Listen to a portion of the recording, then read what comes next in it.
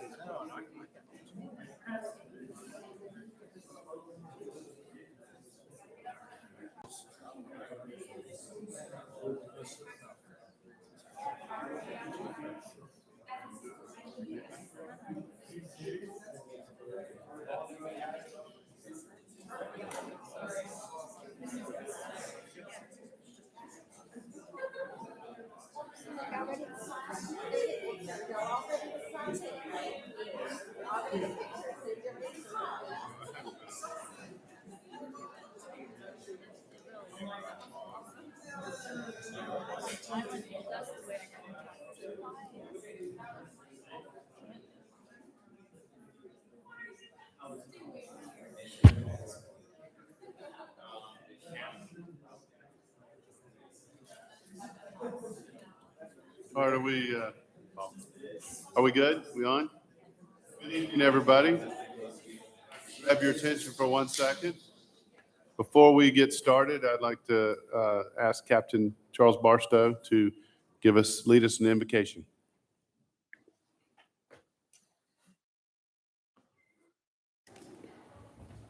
Let us pray.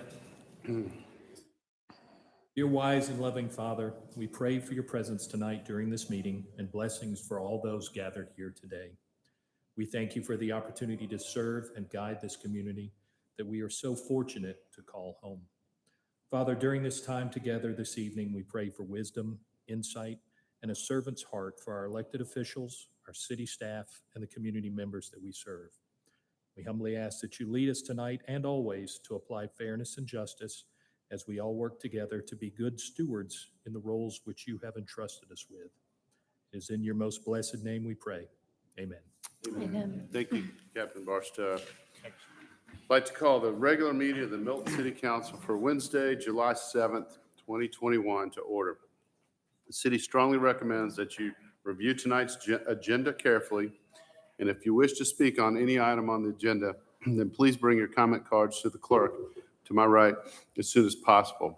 While the Milton rules allow a speaker to turn in their comment card up until the clerk calls the item, once the agenda item is called, no more comment cards will be accepted. Will the city clerk please call roll and make her general announcements? Good evening, Mayor and Council. I'll be happy to call roll. For the July 7th, 2021 regular meeting, I would like to remind those in attendance to please silence all cell phones at this time. Those attending the meeting who would like to make a public comment, you are required to complete a public comment card prior to speaking on the item. Your comment card must be presented to the city clerk prior to the agenda item being called. All speakers, please identify yourself by name, address, and organization before beginning your comment. If you are representing an organization, an affidavit is required stating you have the authority to speak on behalf of that organization. Please review tonight's agenda, and if you would like to make a comment, please bring your comment card to me now. Demonstration of any sort within the chamber is prohibited. Please refrain from any applause, cheering, booing, outburst, or dialogue with any person speaking. Anyone in violation will be asked to leave. As I call roll this evening, please confirm your attendance. Mayor Joe Lockwood. Here. Councilmember Peyton Jamison. Here. Councilmember Paul Moore. Here. Councilmember Laura Bentley. Here. Councilmember Joe Longoria. Here. And Councilmember Rick Morg. Here. And for the record, Carol Kirkley is absent. Actually, well, for the record, she'll be here in just a minute. She will, okay, Was thank diverted you. off of 400. Apparently, there was an accident coming from work, so she should be here in a few minutes. Thank you, Mayor. Would everyone please rise for the Pledge of Allegiance? Pledge allegiance to the flag of the United States of America, and to the republic for which it stands, one nation, under God, indivisible, with liberty and justice for all.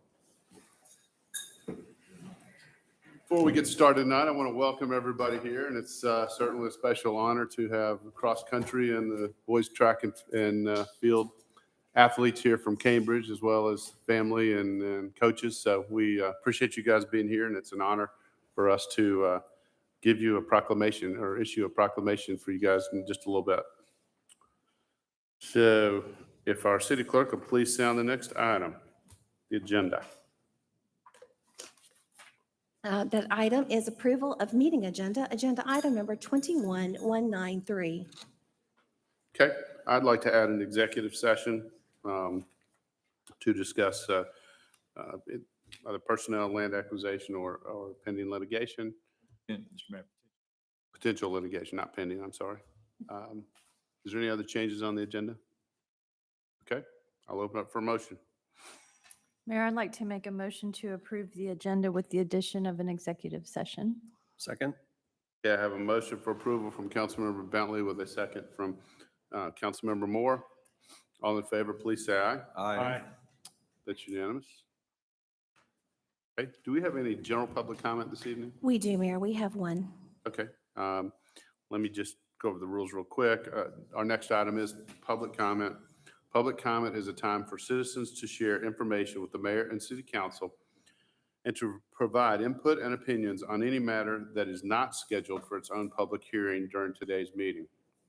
Each citizen who chooses to participate in public comment must complete a comment card and submit it to the city clerk, or raise your hand if you're attending virtually prior to the agenda item being called. Please remember, this is not a time to engage the mayor or members of city council in conversation. When your name is called, please come forward or unmute yourself if you are virtual and speak into the microphone stating your name and address for the record. You'll have 5 minutes for your remarks. The city encourages you to review the agenda, and if you wish to speak, to bring your comment cards to the clerk or raise your hand virtually right now. I'll open up for public comment. Thank you, Mayor. Our first public comment is from Mr. George Borick. We invite you to the podium.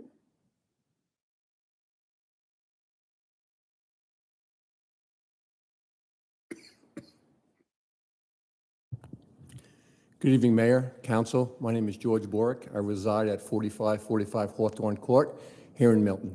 Good evening. My comments tonight are just basically an idea, a thought, and it pertains to fireworks, which is a contentious issue in general. And the other night when I was on the couch with my dog, my golden retriever with 2 Xanax, and, the bombs were bursting all around us, an idea popped in my head. And one of the things that I'm going to bring to you is that, you look at what Milton has done. You have a green, you have a stage coming, you have all this walkability here. Think about the concept of Milton hosting a general fireworks on the 4th of July for the public. I spoke to a couple of people that I know that are in the restaurant business that are right down here in the Crabapple area. And I said, how about if Milton had the fireworks? What would you guys think about it? Would you guys be willing to donate towards it? They enthusiastically said yes. But just think about the concept. 4 o'clock on the 4th of July. You have a green started here. You have the restaurants, support the restaurants. You have Fulton County School right here, a large area where you could put a large amount of people in that facility, and also put the fireworks where the softball field is and shoot them up. Okay, you have parking. You have the ability of residents to come to downtown area, partake in the festive arena. But one of the things that I've always seen and what I see, it's not about adults lighting off the fireworks. It's about the kids. People light off fireworks because they want their kids to enjoy something on 4th of July. If you could put everyone in a central place one day, I can guarantee you it's not going to alleviate all the issues with fireworks, but I think it's something to consider because I think it can solve some of the problem. But it also brings the community together because Milton is a community, people get together. Look at the high school. I have my son and daughter just graduated from Milton High School. Anytime you go to a football game, lacrosse, anything you go, people come together. And again, just think about the idea, is that something that Milton would entertain? Because I am sure that if Milton did something like that, I'm sure the public would come out in force to support and garner the funds to have a festive fireworks in a controlled environment, and then it'll take a lot of that stuff out of the neighborhoods. So just a thought. Thank you, Mayor, Council. Thank you. Thank you very much. Hey, is that any more Thank you, public Mayor. comment? Our next public comment is from Ms. Heather Sparks. We invite you to the podium.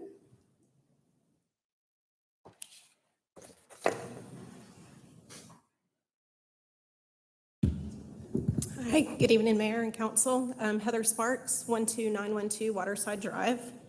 Tonight, I'm asking for your commitment and your support for addressing safety issues at the intersection of Green Road and Crabapple Road. The intersection today, as you probably know, has what's called a Florida T intersection or median. And that median allows for safer left turns from Green Road onto Crabapple Road, as well as from Crabapple Road onto Green Road. The Florida T intersection was installed about 2 years ago to address some safety issues that were present. My neighbors and I recently learned that GDOT will be removing that Florida T intersection as they're doing their paving project that has either just started or very recently, or will be starting in the near future. Unfortunately, when they remove that intersection, they are not replacing it with a safety measure. They're going to be installing or leaving the dedicated left turn from Crabapple to Green, which is actually creating additional hazard. But when you turn left from Green to Crabapple, there will be no safe place to land. I feel like these changes are a move back to a less safe intersection by removing the safer acceleration and merge lanes for those turning from Green onto Crabapple and adding the additional obstacle. In addition to the safety component, the changes will most certainly take us back to the congestion problems that we had at the intersection on Green Road specifically prior to the installation of the Florida T. Prior to the Florida T, morning traffic would back up on a daily basis to the first entrance to the Waterside subdivision, and on multiple occasions, frequently to the second entrance of the Waterside subdivision. And if you're familiar with Green Road, you know that that is nearly all the way to Arnold Mill. That's quite a distance. So prior to the Florida T intersection, when I had to take my son to school on days that he had to arrive early because he rides the bus on every other day, I chose an alternate route. I avoided the intersection of Green and Crabapple. Instead, I would take Green to Arnold Mill to New Providence to Doris, Doris to Birmingham, and Birmingham into a left turn into school. And I know, talking with my neighbors, I'm not the only one that does that. So with the removal of this Florida T intersection, I fully recognize that that is placing more traffic on all of those other roads by doing that, but it is placing myself, my family, in a safer situation by avoiding that intersection. My son will also start driving in May, and I will not give him the option to take a left from Green onto Crabapple when he goes to school. Instead, he will be told to take the alternate route, which seems longer, but is safer. So myself and other Waterside residents, as well as Councilman Moore, thank you, had a call with GDOT representatives last week. And during that call, we were told that the sole purpose for removing the Florida T intersection or median is due to the number of median strikes that are occurring as a result of a design flaw with the median. GDOT explained that there was not enough room for the travel lanes and the median, and that is what has caused cars to strike it as they head eastbound on Crabapple Road toward downtown Milton. Waterside residents asked if GDOT had considered other alternatives prior to making the decision to remove the median, adding signage, adding lane delineators, adding reflectors, among other ideas. We got a resounding no from GDOT on all of those. They were committed, however, to remove the median. They told us numerous times in that conversation that they would study the intersection. However, when we asked the questions, what is the time frame for study and what is the long-term plan for safety at the intersection, it was clear there's no time frame for study and there is no long-term solution. 1 minute remains. 1 minute, thanks. The intersection is not on any official GDOT list to be studied further, and it's not on any list for GDOT funding. We know, just looking at the intersection of Green and Arnold Mill, that these things are not at the top of GDOT's priorities. Milton recently took the lead at that intersection. Thank you very much. I understand that the study is complete and has been sent to GDOT for their consideration and hopeful approval. I hope that once that approval is granted, that with GDOT, that we can move toward full design and funding in the near future. So I'm asking these things of you tonight. To your support and commitment to work with GDOT, to study the intersection of Green and Crabapple to find a safe solution, to have a defined schedule to study the intersection, and to identify this as a priority intersection for any funding to make the physical improvements sooner, not later. In the coming weeks, we'll be faced with the loss of the Florida T median. Pray there are no serious accidents, but I also pray that people will be patient as we relearn how to navigate this unsafe intersection. Thank you for your time. Thank you very much for your comments. Okay, do you have any more public comment? That's all, Mayor. All right. So if we'll move on to the consent agenda, Tammy, if you'll please sound those items. Thank you, Mayor. That first item is approval of the May 10th, 2021 City Council meeting minutes. Our next item, approval of the May 24th, 2021 City Council meeting minutes. Agenda item number 21195. Our third item, approval of a contract amendment to transfer Siemens Mobility, Inc. to Unix LLC. Agenda item number 21196. Our next item, approval of a change order to the construction services agreement between the City of Milton and Wilburn Engineering LLC for the construction of an emergency vehicle hybrid beacon for Fire Station 44 located on State Route 9. Agenda item number 21197. Our fifth item is approval of an agreement with an Option Signs for replacement gateway signs. It's agenda item number 21198. Our sixth item is approval of subdivisions and plats. Approval of subdivisions, plats, and revisions. The name of the development is The Conservancy at Sweet Apple. It's located at Sweet Apple Road. It's land lot 1017 and 1018. It's District 2, Section 2. It is a minor plat, and the plat will supersede previously recorded plat in Plat Book 425, page 120. The plat does revise to add the road name to the 30-inch access utility easement and add addresses to tracks 1 through 4 and to take land off of lot number 4 to give back to Sweet Apple Phase 1. It has a total acres of 14.21 with acres on that total. It's agenda item number 21199. Mayor Lockwood. Okay, do I have a motion on the consent agenda? Mr. Mayor, I move that we approve the consent agenda as read. Second. Okay, I have a motion from Councilmember Longoria with a second from Councilmember Moore. All in favor, please say aye. Aye. That's unanimous, and let the record show that Councilmember Cookerly is here. And I'm going to move on to reports and presentations. Tammy, if you'll please sound those items. Thank you, Mayor. That first item is a proclamation recognizing the Cambridge High School boys track and field team. Mayor? Okay. Again, as I said earlier, it's an honor and privilege for us to present these proclamations. We've got, I'll start with the track and field team, and then we'll do the cross country afterwards. So what I'll do is I'll read the proclamation first, and then ask the athletes to come up and join us for a picture and a presentation, and then we'll do the cross country one next, just like that. So I have a proclamation here recognizing the Cambridge High School boys track and field team.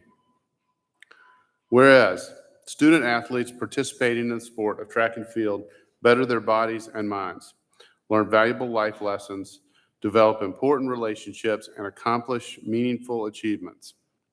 And whereas the Cambridge High School boys track and field team won the newly formed Region 7 of the Georgia High School Association 6A classification in April 2021 by defeating 7 other region foes.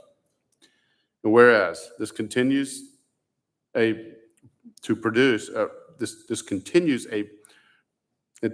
tradition for the Bears team, which along with the Cambridge High School girls finished second statewide in 2019. And whereas Cambridge High boys team features a mixture of young and older top-level students who make the City of Milton and Fulton County school system proud with their athletic accomplishments. And whereas those Bears also excel in the classroom and the community. And whereas some members of the Region 6A winning team are now representing their alma mater in the Milton Well at colleges across the United States.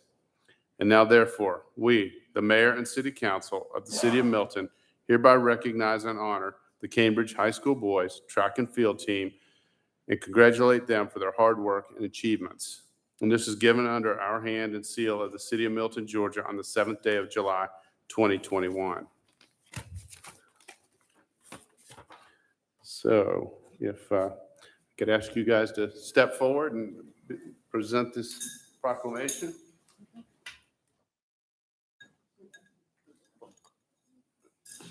You can come up and just kind of funnel through right in through here.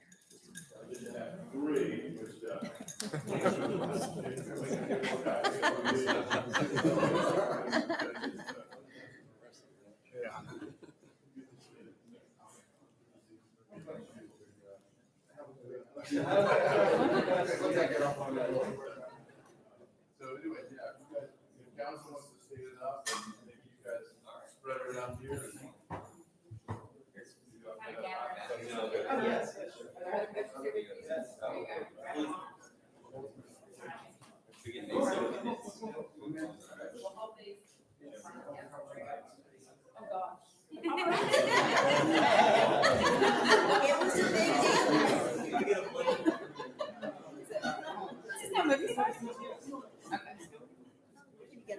Can I ask a question real quick before?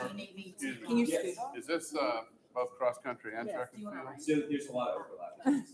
Okay, all right, just to make sure. Okay, all right.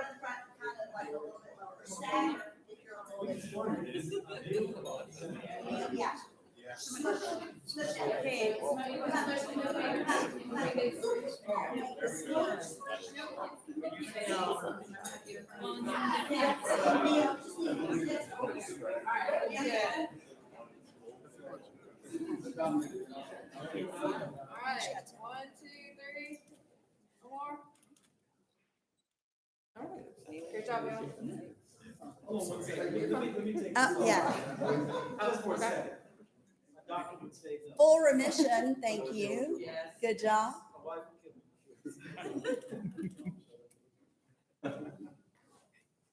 Thank you.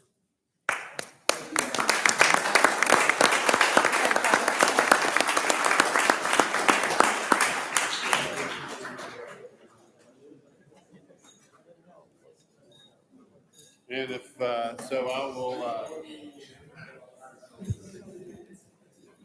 I'll repeat this for the cross-country, so this process. So I'm also honored tonight to, I have a proclamation recognizing the Cambridge High School cross-country team. And whereas runners who compete in the sport of cross-country see how discipline, diligence, and dedication can contribute to make them not only better athletes, but better people. And whereas those doing cross-country in Georgia schools have opportunities to forge lifelong relationships and accomplish great things. And whereas the Cambridge High School boys cross-country team did just that in November 2020 when it won the Georgia High School Association 6A state championship, defeating 31 other teams in Carrollton, Georgia. And whereas this title reflects the latest and greatest accomplishment for the Cambridge High School cross-country program, whose boys and girls teams earned state championships in 2017, 18, 19, and 20. And whereas the Bears boys include underclassmen and upperclassmen who in their own way make important contribution to the team's overall success. And whereas the Cambridge High School boys represented the city of Milton with great honor in the course, in the classroom, and in their community. And whereas some members of the 6A state champion team are moving on to excel at universities across the United States with bright futures ahead beyond that. Now, therefore, we, the mayor and city council of the city of Milton, hereby recognize and honor the Cambridge High School boys cross-country team and congratulate them for their hard work and achievement. And this is given under our hand and seal of the city of Milton, Georgia on the 7th day of July, 2021. And again, if you guys would step forward and present these.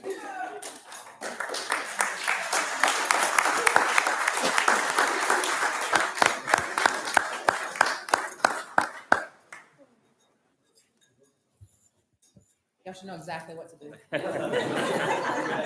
This is a smaller group, so.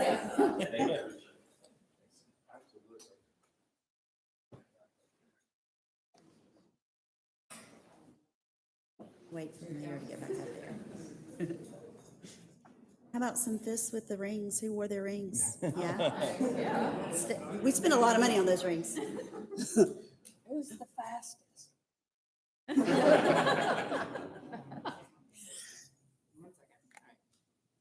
Pull up, 1, 2, 3, one more. I'd say this one was the best.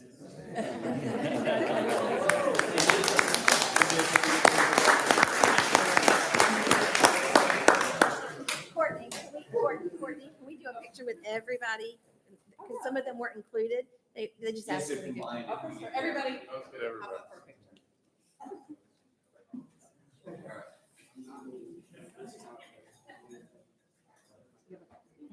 And Coach Ray, our head track coach. I got one of each of the others. Okay. That's awesome. That is awesome.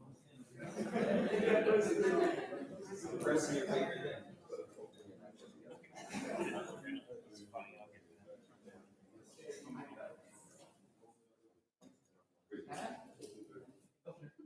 Right. Way up. 1, 2, 3. More. Thank you very much. Very good.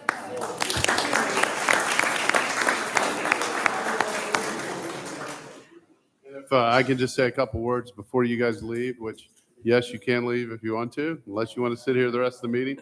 But thank you so much for being here tonight and coming. It's a privilege and an honor. We're certainly proud of you guys. And I also I know there's a bunch of proud parents and coaches and whatnot. So appreciate everything you do, and you make our city proud. So y'all have a good night.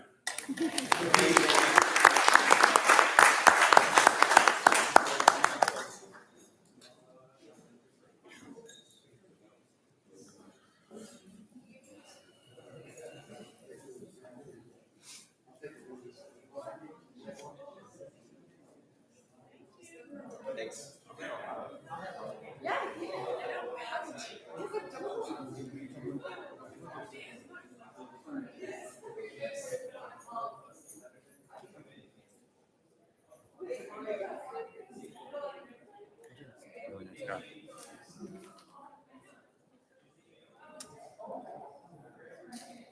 Tammy, if you would please sound the final report and presentation. Thank you, Mayor. That third presentation item is the presentation of the 2021 to 2025 Milton Fire Rescue Safe and Resilient Community Strategic Plan. Chief Gabe Musa. Thank you, Tammy.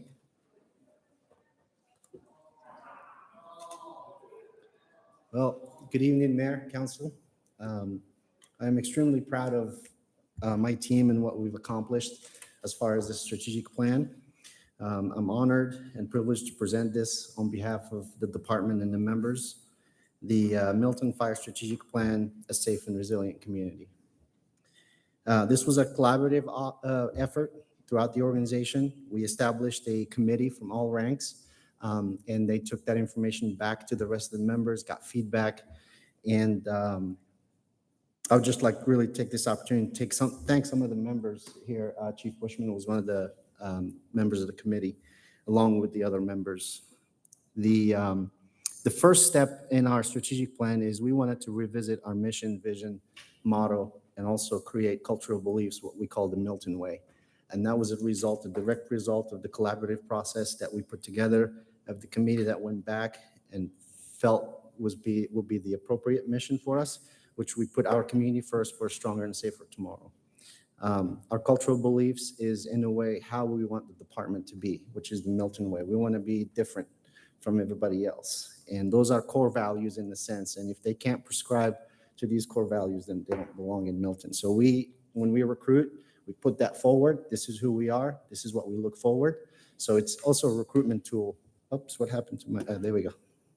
It's a great recruitment tool for us because it sets the standards high, and it also tells them what kind of organization we are. The next step was we conducted a SWOT analysis, and we took the city's strategic plan and looked at what are some of those priorities that pertain to a safe community resiliency, And we wanted to support those strategic priorities that are in the plan. And much of our plan directly ties into the city's plan and supports the city's strategic priorities. So with that, I'll just briefly go over some of our strategic priorities. So priority number one, to support our community's resiliency by ensuring seamless operations throughout city departments during disaster response, mitigation, and recovery. And our goals is to train other city departments, create that interoperability when we have a disaster, and we want to create incident management teams within the city that are able to perform during disasters. But our overall goal is to integrate with other North Fulton communities so we can support each other during the major disasters so that we're prepared. So we plan to train our staff to a certain level when it comes to incident management system, the 300, 400, which is your complex incidents, so that we're able to prepare and mitigate for a potential disaster and meet those national standards, and then conduct an exercise throughout the city to prepare for those disasters and how we respond to those. Strategic priority number two is enhance overall quality of life through smart, sustainable community risk reduction initiatives. We rebranded our fire prevention into a community risk reduction. With this priority, we wanted to conduct an assessment in our community, figure out what are some of those risks and how specific we can be so we can address those risks versus just sort of like pursuing an overall community risk reduction that might not pertain to our community. So by conducting that assessment, we're able to identify some of those risks so we can educate our community. So we'll be sharing that report once we have that report. Also, integration of technology between community risk reduction, building department, permitting. It's leveraging that technology so we can have better customer service and also a focused community risk reduction by leveraging technology. Number three, conduct an assessment to identify and recommend solutions for service deliveries. Looking at enhancing leveraging technology with the automatic vehicle locator, which we're already working with Alfreda Dispatch so that our closest unit will respond to the closest incident. So no longer taking that human element of dispatching, but utilizing the technology that we already have. So it connects automatically in the system through GPS, identifies the closest unit regardless of districts or jurisdictional boundaries. So we're working on the implementation of that right now. That should reduce our response times, but also be more effective in responding to emergencies within the city. Examine the potential of building and staffing Station 45. As you might know, that central corridor of the city is there is a void there. So looking at potentially opening Station 45 will help us with our ISO rating, will help our community, and will help our response times also in the near future. Develop a fire corps volunteer. We wanted to morph our CERT team into a fire corps volunteer group. Their mission goes beyond just emergency. They can help us during events. They can help us during community events, during incidents that we might have in the city. And I'm pleased to announce Steve Corey. Let's stand up. He's a community member. He has volunteered to take the lead on the fire corps, examining. He's going to conduct a needs assessment, but also look at a feasibility study, whether we merge with Alfreda's corps or we create our own corps. Alfreda has a strong fire corps program, so the footprint exists. So we're going to look at whether we should merge, create one fire corps, or create our own fire corps under the Milton First Responders Foundation. So thank you, Steve. Priority number three is looking at accreditation, is achieving accreditation for our fire department. Less than 1% of the total U.S. fire departments are accredited, and we want to be part of that 1%. We want to be the elite. Accreditation forces us as a department to continuously improve, look at our policies, our tactics, our strategies, our deployment throughout the community response, community risk reduction, and it takes all of those things and make sure that it matches the needs of our community. So we'll be engaging in that process of hopefully achieving accreditation in the next 3 years.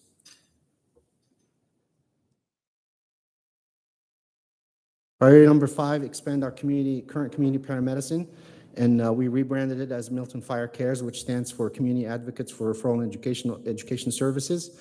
Our goal is to be proactive, reduce the non-emergency response so we can keep our units available for true emergencies.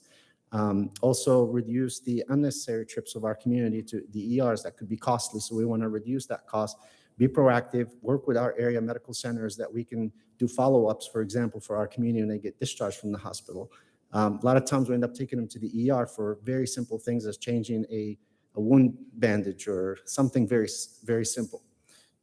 So we want to examine a program that we have here in the city, and we can partner up on that, add a social component to it so we can educate our community, refer them to the appropriate services and not overutilizing 911 or obviously the ER, especially during a pandemic. So we'll look for, we already started and we're doing a study to talk to some of the area medical centers, see if we can integrate and get some support. Strategic priority number 6, increase response capabilities through training, professional development. We already have some things in motion. We just developed a Milton Fire Rescue Leadership and Professional Development series where we provide opportunities, class training for our members so they can prepare for promotions, so they can become better supervisors, better leaders, and it goes through technical skills, management skills, leadership skills, and that spans an entire year.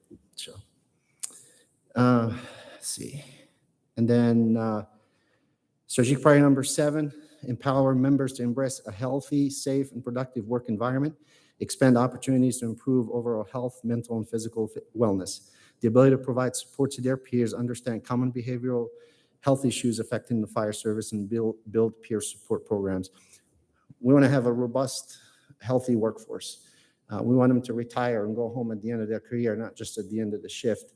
So we're looking at increasing the health screening for cancer, for cardiovascular disease. That's the #1 killer of firefighters. Firefighters are 9% more susceptible to get cancer and die from cancer than the general population. So we want to try to address those issues. But it also helps us as a city because it minimizes the cost for workers' comp, because we want to educate them on injury prevention, insurance costs, all of those things tie in together when you have a robust program. Mental health, PTSD runs rampant in the fire department and police department, military. So one of those things, we want to create a peer support team that helps our members. They can be confident, they can talk to them, they can be trusted, so they can direct them to the right resource or support. Create an opportunity for those members to get some help. And then strategic priority number 8, again, improve the quality of training, relevance of training for our members to better prepare them for the type and size of emergencies encountered while operating in the community. And again, that just relates to training, having the necessary staff, the equipment, the training, so that we are providing top-notch quality in our community. And with that, if you have any questions, I'm happy to answer any questions that you might have. Any questions? All right, Chief and Musa, and I just, not only all your efforts and your staff, and we just sincerely appreciate, as well as I know our citizens do. So thank you for all your efforts. Thank you, sir.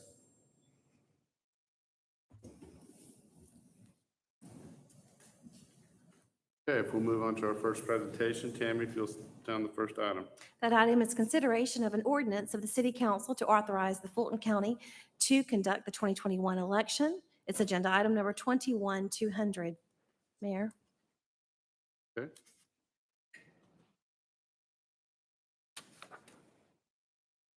I'll just open up for a motion. Mayor, I'd like to make a motion to approve agenda item number 21-200. Second. Okay. Yeah. It's the first. The reading, not the. Yeah, the first item. presentation. Yeah, I'm sorry, I'm Yeah. confused. It's just, the first. you just want to approve the first presentation. Oh, Yeah. I'm sorry. Sorry. Go ahead. You want to? I'll take another stab at that. Mayor, I'd like to approve the first presentation items. Second. Okay, I have a motion for approval from Councilmember Bentley with a second from Councilmember Morrig. All in favor, please say aye. Aye. Unanimous. Okay, tonight we don't have any public hearing, zoning agenda, or unfinished business items, so we'll move on to new business. Tammy, if you'll please sound that item. The item is consideration of a resolution of the City of Milton for a new ARPA account with Georgia Fund 1 State Investment Pool Account. It's agenda item number 21201. Ms. Stacy Inglis. Good evening, Mayor and Council. The resolution that's before you is a process that's required by the state Georgia. It's for the pool investment account. We have to have a resolution approved by the board for a new account to be opened up, created. And we're creating this account for all the American Rescue or Recovery. I can't remember which one it always is. The Plan Act, the funds that we'll be getting, we're planning on getting about $14.7 million over the course of 2 years. And that will be deposited into this newly created account so we can basically keep up with the monies and keep them separate from anything else. And I'll be happy to answer any questions if you have any. Okay. And do we have any public comment on this? We do not. And I'll close the hearing on that and open up for a motion. Mr. Mayor, I make motion that we approve agenda item number 21-201. Second? Okay, we have a motion from Councilmember Morrig with a second from Councilmember Moore. All in favor, please say aye. Aye. That's unanimous.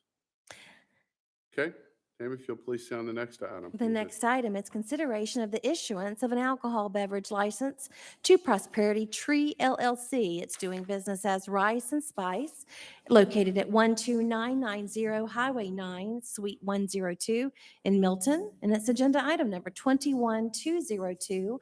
Ms. Bernadette Harville. Good evening, Mayor and Council. Rice and Spice is a restaurant that will be located in the Aldi Shopping Center on Highway 9 in the Deerfield District. They are applying for a consumption on premises of wine, malt beverages, and distilled spirits, including Sunday sales. The applicant is in compliance and staff recommends approval. Okay. Are there any questions for Bernadette? Okay, I'll open up for a motion. Mayor, I move that we approve agenda item number 21-202. Second.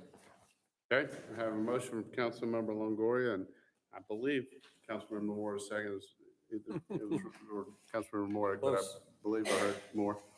So all in favor, please say aye. Aye. Okay, that's unanimous. Is the applicant in the audience? Okay, we wish them well.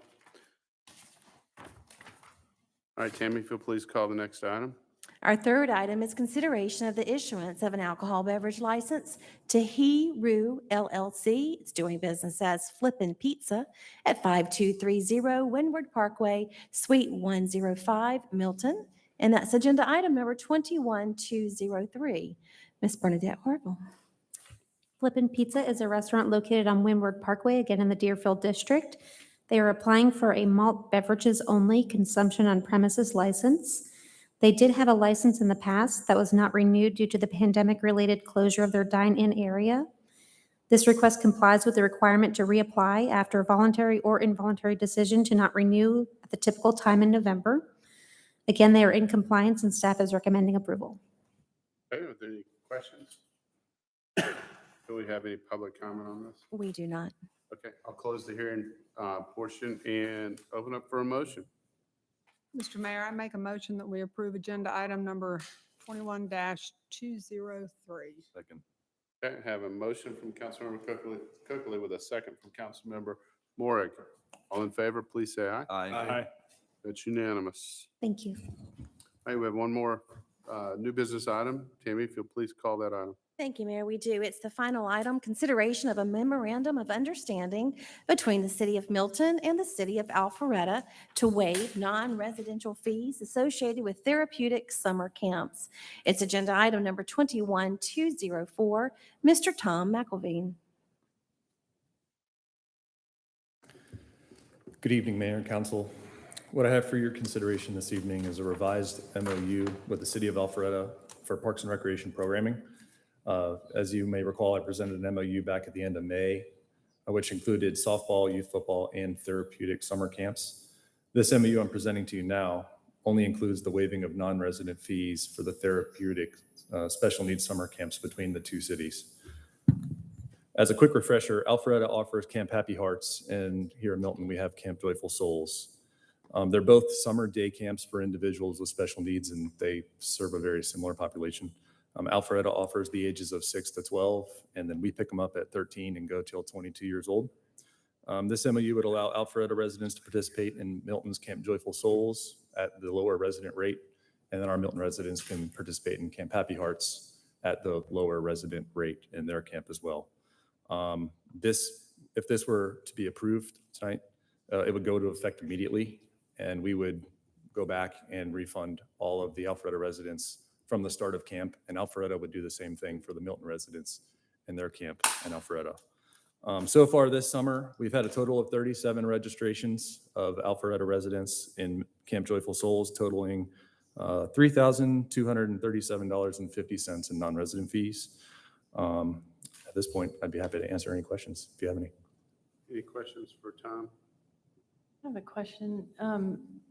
So what happened to softball and the football portion that we talked about before? We're still in discussion, but Alpharetta was willing to move forward with the special needs summer camps at this time. Okay. Just for confirmation, we passed that ordinance, but we have Yes. not at this Okay. point. So Thank you. this was the only section that they had approved. So, but I'm a little bit confused because essentially we already had in place the fact that we weren't going to charge non-resident fees for people that would attend Joyful Souls. That's what we approved back in May, right? It was just along with football and softball or something. Correct. So we're approving this tonight to take out football and softball. Correct. Well, we haven't taken out Yeah, I anything. think it's the opposite. Alpharetta has not signed the other MOU. Right, but what if they do? Then we'll have to do a new MOU. This MOU is presented to us from the city of Alpharetta. Once they contemplated the three different opportunities, they're still discussing internally what they want to do with softball and football. However, they're ready to move forward with this one. So the original one that you approved was approving all three. This one is back down to just Happy Hearts and Joyful Souls. But it gets the ball rolling. Okay. Okay. Any other questions on that? All right, I'll open up for a motion. Mayor, I'd like to make a motion to approve agenda item number 21-204. Second. I have a motion for approval from Councilmember Bentley with a second from Councilmember Moore. Before I do that, do we have any public comment? I'm sorry. We do not. All right, so I'll close it here. Okay, so I have the motion from Councilmember Bentley for approval. Second by Councilmember Moore. All in favor, please say aye. Aye. That's unanimous. Okay. Our next item is reports, and before we go to staff reports, I'll open up for any council reports. I have a few comments. I just wanted to go back in time to 2016 when we had the Ebenezer Road hearing, and I know y'all remember it. Y'all were on council. I just want to thank the mayor for his leadership on that. That got reversed, and we see the yield here tonight, and I think we need to always remember that. I believe the yield was almost double on that parcel, which was off of a dirt road, and tonight it came in at 14 acres and 4 parcels. So I know I went by and looked at it. That was kind of cool. So I also wanted to give a shout out to Sarah Leaders and her team and Steve for the roundabout at Hamby and Hopewell is gorgeous. I mean, it's breathtaking when you go through there. I went through there for the first time, and it made me stop and say, wow, this is a great city.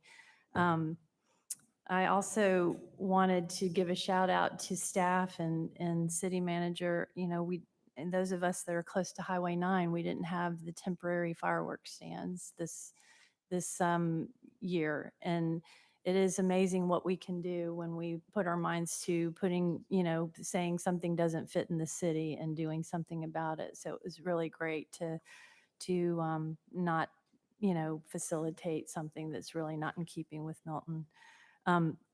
Additionally, I just wanted to make a few comments about fireworks. I think we've made great strides with our social media. I wish Greg was here. And Courtney, thank you so much for working with the Milton Equestrian Committee and their outreach. It was phenomenal. Everyone, all the input that I got was, thank you for doing this. I think we can still improve. There are areas that, for example, non-permitted advertised shows. I got a lot of calls from people that were concerned about the commercial nature of them. I don't think our residents know that those need to be permitted.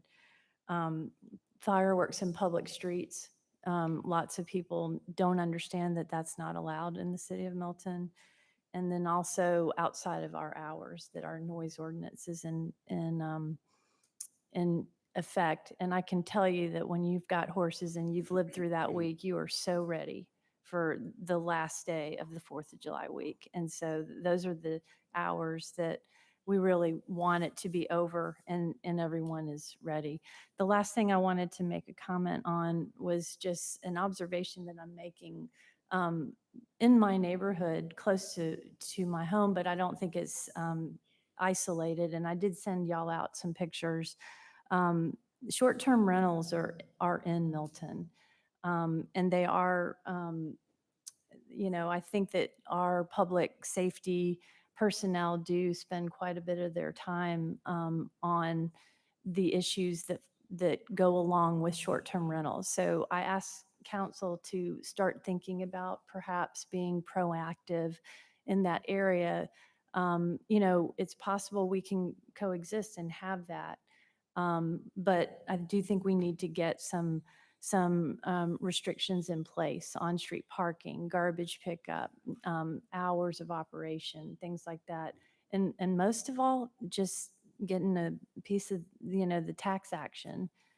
I mean, most of these rentals are netting $500 a night, and they're intense, and they're coming here to, do things that probably might require, some police and oversight at times, handoffs of the home, and so on and so forth. So as a council member, I would like to see us move forward with discussing this and getting ahead of it, perhaps at a work session. I appreciate, some support on that.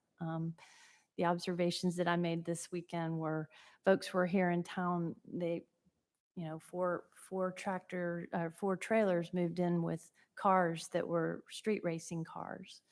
And I mean, I didn't know that we are becoming a destination for street racing because of our open roads. And so just something to think about. Okay. Thank you. Question I have, is CPAC looking at that at all, addressing that for the future? We have a vague work item on it, and the timing is also I was just probably. going to suggest, mention that Yep. too, to Yeah. maybe beef that up a little bit. Yeah, CPAC doesn't come with a solution, but it comes with the fact that it needs some further review. Okay, thank you. Thank you. Paul? I just want to follow up, Joe. I participated in the meeting that Heather Sparks, the resident of Waterside, spoke to this evening last week with GDOT, and she spoke very eloquently on what took place. And as Heather pointed out, GDOT was very succinct and very clear about they were going to scrape the median, the raised median, to take out the Florida T. But I will also say that they participated. They brought 4 members. It was a virtual meeting. They brought 4 members to the meeting, all of whom were subject matter experts on the particulars of the redesign and the region and the traffic patterns, et cetera. And although it wasn't conclusive in what we would like to have happen, which is a reintroduction of the Florida T, I will tell you that our own Sarah leaders participated at a very high level as well. We had a good spirited discussion about the other types of solutions as a plan A, with plan B coming hopefully not too far down the road. Heather was very accurate in her description of GDOT's lack of commitment to timeline. to get something done. But I understand from talking to Sarah in a follow-up conversation, there are some things that we are already doing as a city to help to proactively move some of those studies forward to bring the solution to a more satisfactory conclusion in a shorter period of time. Sarah did take the GDOT drawings and was able to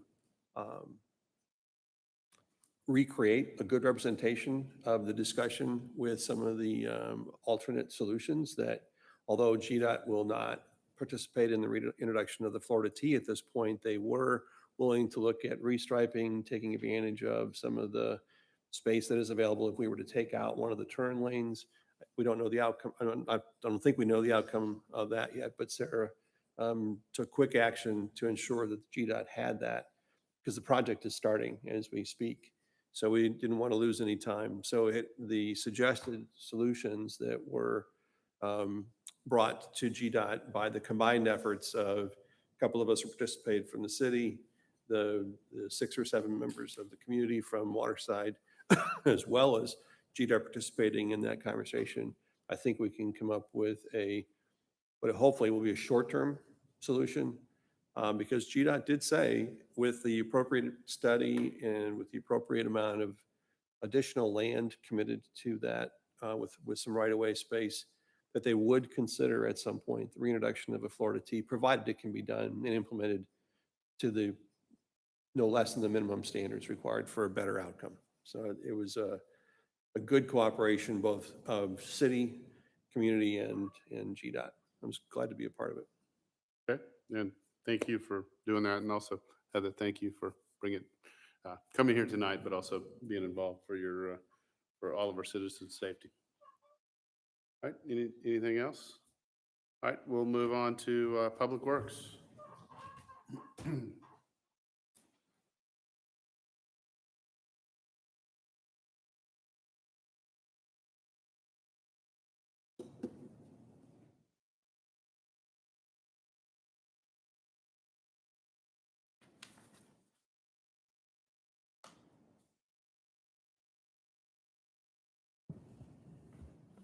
Good evening, Mayor and Council. It's been a couple months since I've given a staff report, so I wanted to start with a few updates on some upcoming work, some project updates, and then go through some pictures of some of the active construction projects. So first of all, upcoming work. These are the first bulleted list is things that we have out to bid. We're reviewing proposals, getting cost on, and getting proposals on some different, both construction and engineering projects. We have in the Brookshade subdivision, there's about a 200-foot section of pipe. We're looking at doing lining within the pipe that's going to repair about, like I said, about 200 feet of pipe. It's along Oakhurst Leaf. So that is out to bid right now. The Lackey Road property, we had a capital item budgeted last year for evaluating and repairing a pipe at the dam. So we've got some engineers looking at giving us proposals on a fee to do that evaluation. The local road safety plan, we put that out to bid about a month ago, got bids back on July 1st. We have 4 consultants that submitted proposals, so we're reviewing those right now. The GDOT Safety Action Plan funds, this was an application we submitted back in April, and we were awarded up to $116,000 for signage, striping, and pavement markings on some of the roads that were identified by the state that could be used for safety funds. These are all going to be local roads, not state routes. So with that, we're looking at prices for some radar signs, some flashing warning signs, and some pavement markings. Mayfield Road Sidewalk Trail, this is connecting Lakeside to Freemanville Road. We performed a survey on that a few months ago, so now we're preparing to move forward with design of that connection. Then some upcoming contracts. These we've gotten bids back and we're just working on the contracts, so these will be some upcoming agenda items. We have a sinkhole repair in the Bethany Green neighborhood. We've got a looking at the generator for the backup generator for City Hall. Looking at, we've done a couple iterations of a plan for a generator and have gotten the best price on a natural gas fed generator that would be near the community place building, and looking at some landscaping to go around that. The Morris Road design, this is the final piece needed to contract the rest of the design services for that project. We're in preliminary plans right now and starting to develop the right-of-way plans for that project.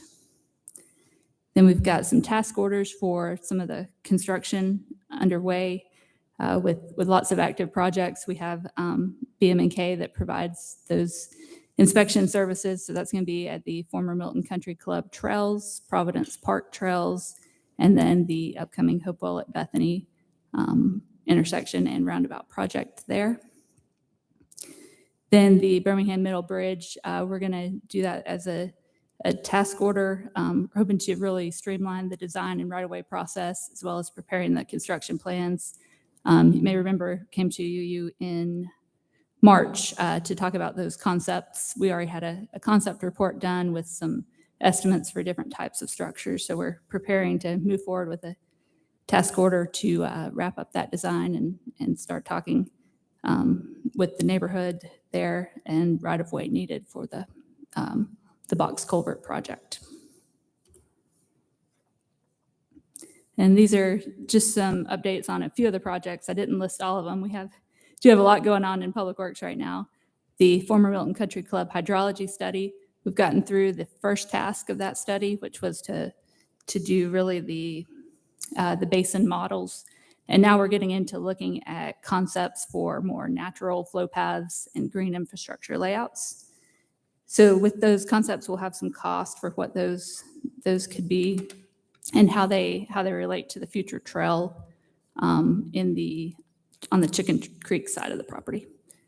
So we'll be bringing those forward as those are further refined. What we're calling T-SPLOS Batch 3 is the intersections of Bethany at Providence, Freemanville at Red, and Hopewell at Red. We're sending out letters for stakeholder meetings with all the property owners adjacent to those projects. And then following meeting with those individuals, we'll do a upcoming public input and likely present at a work session the concept development for those projects. State Route 140 at Green submitted on July 2nd, submitted the traffic engineering study and concept to GDOT. And I followed up with them this week to make sure that they got it and that they're on reviewing it. So they're aware it's been submitted and are working to get that review completed. So in preparation for the next phase of that project, I'm working on getting a scope and fee for running the survey. Initially, we just did the traffic study to see what improvements were warranted and then to lay out a concept based on just aerial imagery. So now the next stage, the traffic study our consultant did show that a signal was warranted there and that was the highest cost benefit alternative. So while we're waiting on GDOT to review this initial submittal, we're going to go ahead and prepare the scope and fee to move on with the next phase, which is the survey.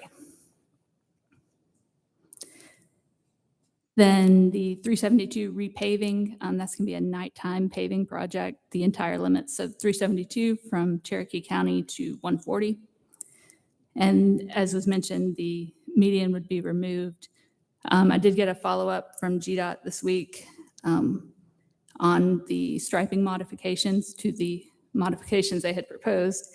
And they are willing to look at a two-way left turn lane striping at Green and 372 as a short-term interim solution. As part of getting a proposal for the 140 at Green survey, I'm also getting a quote for picking up the survey of Crabapple at Green as well. That will allow GDOT to move forward a little quicker with laying out a design, and that could be a good step towards a partnership between the city and GDOT on advancing further improvements there. Hopewell at Bethany, we did hold a pre-construction meeting last week and expect mobilization and work to begin in about the next 30 days. That's also going to include the demolition of the house directly across from Bethany Bend. Hopewell at Thompson have the proposed detour starting July 12th through August 2nd. That's just going to be for the east leg of Thompson. It will provide a similar benefit to Hamby by closing one leg, able to expedite the construction and save about 3 months. Cogburn Road sidewalk, we're making good progress on the gas line relocation on the east side. The sidewalk's almost complete on the west side, and we're really pushing the contractor to try to get that done before school starts. If not, it'll be a few weeks after. Then just a couple bird's eye views of the active construction. So this is Cogburn Road at the two neighborhoods, Oakstone Glen and Devonshire Farms, looking south. This is Hopewell at Thompson. So this is on the northeast corner, looking kind of angled towards the park and towards the Bloom store. You can already see the center island starting to form and the realignment of both legs of Thompson.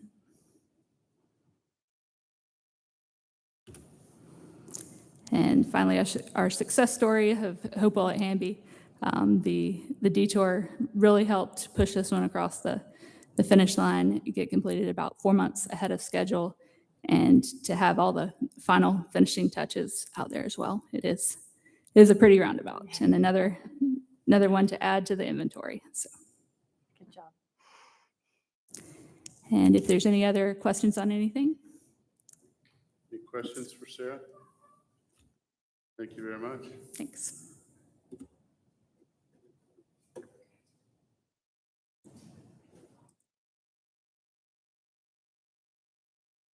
All right, Courtney. Community outreach. Good evening, Mayor and Council. I brought an entourage this evening. But let me first introduce Anita Jupin. She's our event coordinator. You've heard me share how vital she's been to the city and its events before, during, and now after COVID. Her experience and love for our community is evident in each event she plans for Milton, and she has incredible ideas for even more. Anita's going to share tonight some of what our department has been up to and what we have planned for the future.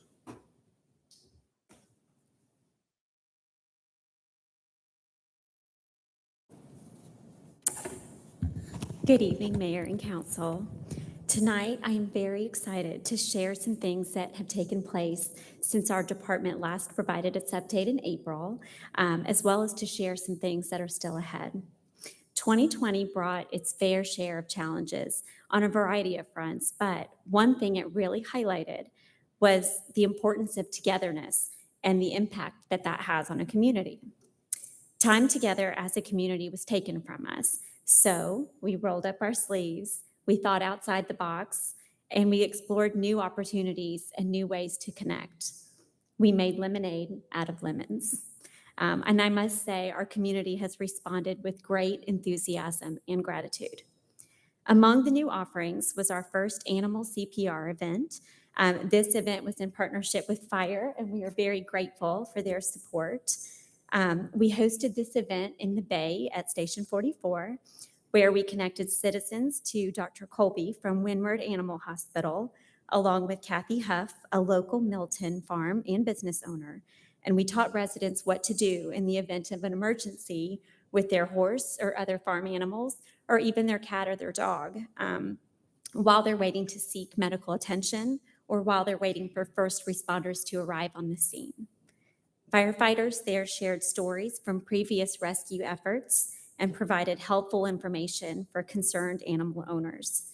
The spaces for our event, I'm proud to say, filled up very, very quickly, and we can't wait to begin offering this class regularly to the community. Additionally, our new goat yoga event took place at Broadwell, and it too was met with great success. This event was born out of the need to offer programs that are focused on mindfulness, and it satisfied the need to offer socially distanced and safe outdoor events. Goga proved to be a unique way to connect people to animals and to one another. It provides a fun experience and some pretty amazing photos. And I'm proud to say, too, that just a few weeks ago, you all approved for Goat Yoga to become a parks program provider. So you will now see regular Goat Yoga events as a part of Milton's ongoing calendar. During the last several months, I've continued to work with village volunteers, our special needs adults, along with their caretakers, to coordinate weekly park gatherings, which is vital to their mental and physical well-being. These gatherings are uplifting for our members, and we work hard to provide games and inclusive activities each week on the turf field at Bell Memorial Park. We continue to meet weekly, though behind a screen, for more than a year, but we are very glad that these meetups are beginning to take place in person again. In May, we worked with scouts from Pack 3000, Troop 100, and Troop 3000 to coordinate a cleanup effort of the Milton Library Book Trail. This effort included redefining the trail, removing debris so it can be safely enjoyed, and it lined up nicely with the timing the library was making its plans to reopen. Later this month, we will be working with National Charity League as well as the Scouts on the trail some more. North Fulton Master Gardeners will also be participating, and we'll be planting a few more native plants along the trail. Fulton County has also donated a large supply of mulch to our trail efforts, and once that has been spread on our next work day, we do have a group of Scouts lined up to adopt our trail to ensure that all of this hard work is maintained. I'm very proud of all the time that has gone into caring for this space, and I know that it will be a place for the community to enjoy. And while on the topic of trails, I think we can all agree that Birmingham Park is a true gem in Milton. And my family, along with a volunteer and Milton resident, David Burdett, volunteered our time from February to April to remark each of these trails with bright, clear, consistent markings. And I am continuing this effort and will be working alongside our Parks Department and GIS to create consistent signage and maps for these trails. This effort fosters collaboration among different city departments, and it supports our initiative to get Milton residents outside to explore all of our wonderful passive and active parks. And I have to mention the successful event from this past Saturday at Broadwell Pavilion, which is our Independence Day walking parade. This event took place on Saturday morning. The weather was great, thankfully, and we had record turnout for the event. I think it was easy to see that the community was overjoyed to be back together again. And I have to give kudos to the Honor Guard and to Aiden, who played the national anthem on his trumpet to kick off the parade that was led by the fire truck around the pond. And then back at the pavilion, we handed out prizes. There was no shortage of patriotic decorations on strollers and wagons and scooters, but we did award prizes for a few standouts in the crowd. We enjoyed crafts, games, food, music. We had coffee generously donated by Jason Bonafide at the Starbucks at Market District, face painting, and more. It really was a terrific event, and it was clear to see how important these traditions are to the community and how much the residents truly value them. We are excited about the additions that we have made, and we're looking forward to all the great things to come, including our fall events. We have our annual pumpkin carving event in October, Crabapple Fest, of course, Veterans Day, and a slew of traditional holiday events that we're excited to host. These have been so integral to Milton and have helped build and shape traditions for our community. Thank you for the opportunity to share that with you.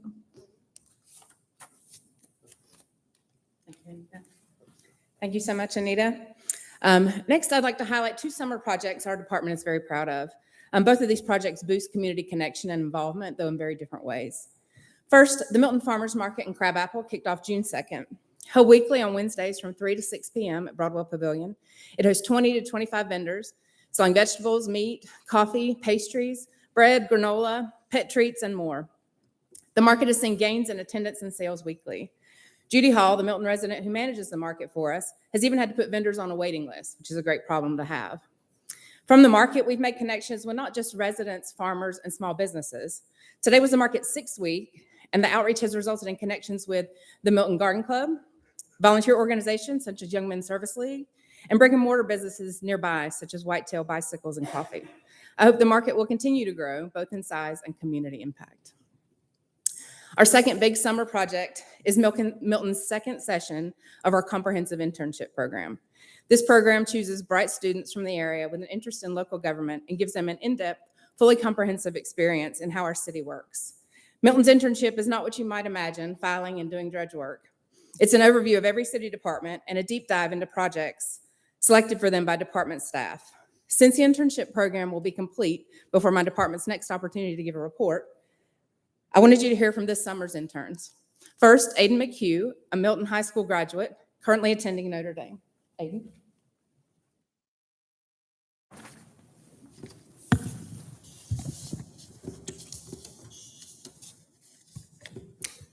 Good evening, Mayor and Council.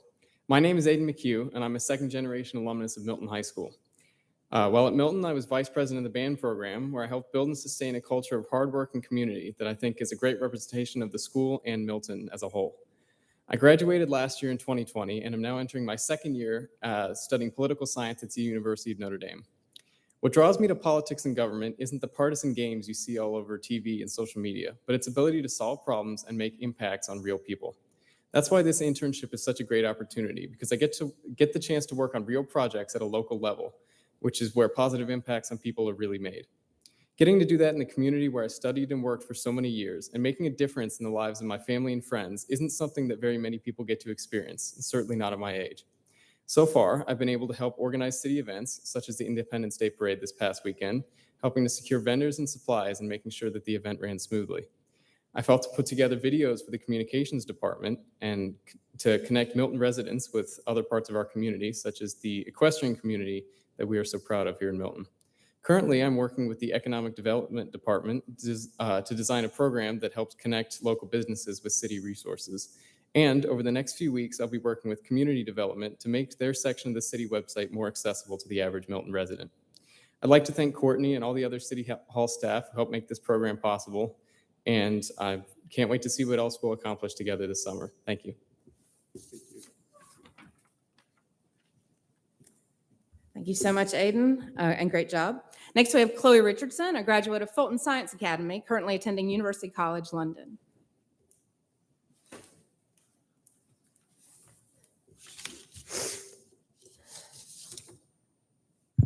Thank you, Mayor and Council.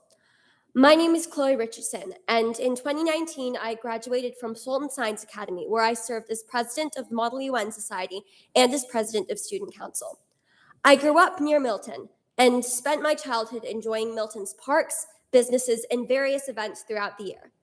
I currently attend University College London, studying history and politics of the Americas, where I serve as president of our university's American Society and editor of our university's chapter of the Amnesty International Student Journal.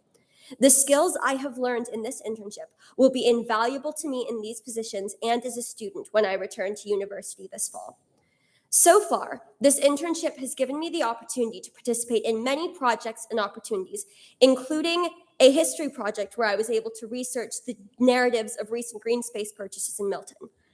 As a study of broad history and politics, I often have the opportunity to research historical events, but rarely to do it from a local lens, or to study it with the intention of discovering narratives and uncovering history about specific geographic areas.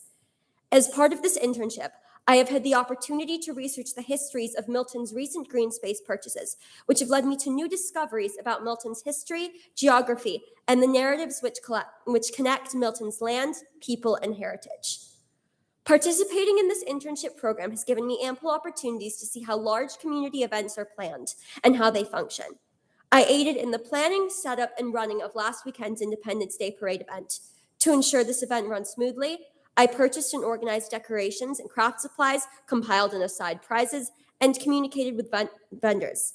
At the event itself, I oversaw the setup of crafts and decorations and spent the event taking pictures for the city and helping and make sure that activities were running smoothly. Helping in the organization of the Independence Day parade event was both professionally and personally satisfying.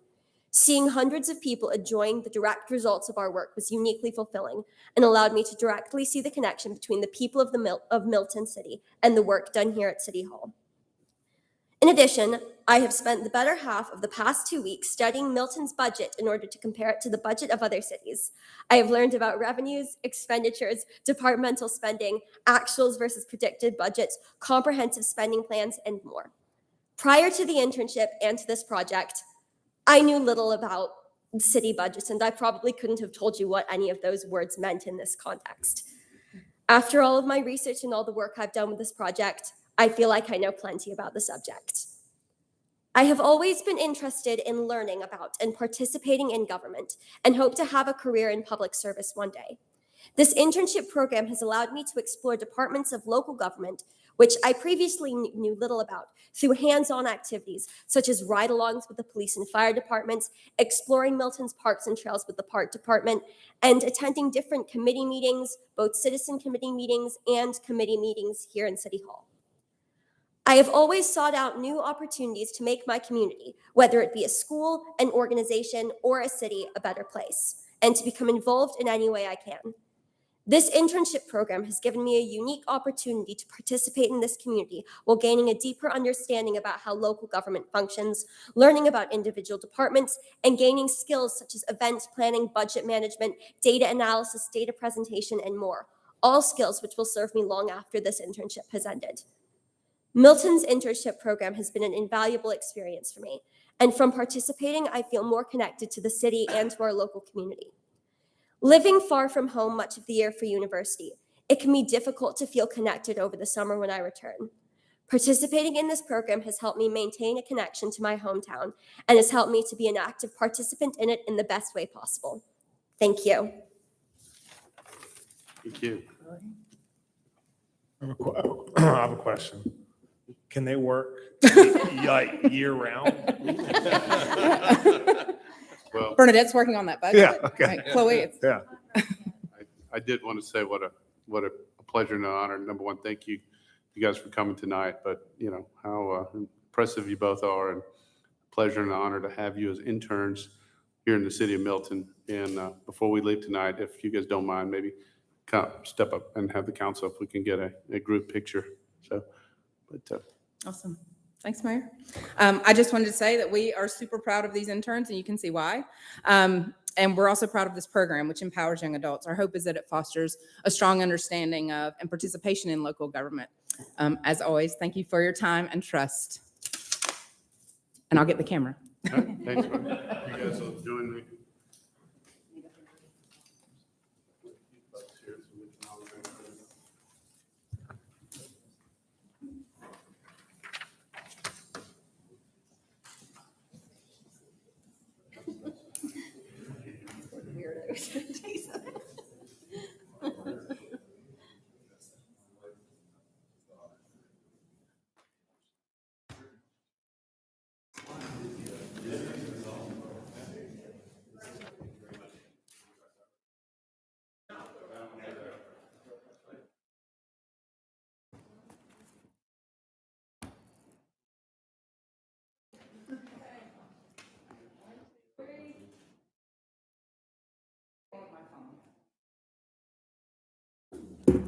That's how the interns will get it.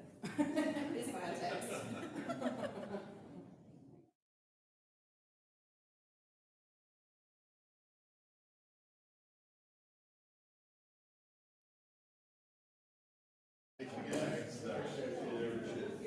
Good luck to you.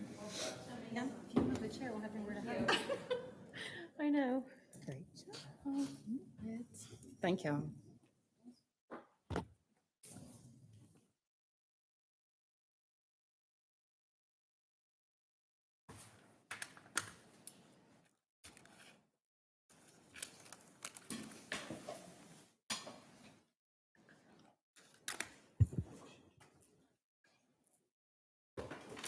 Okay, are there any other reports or staff?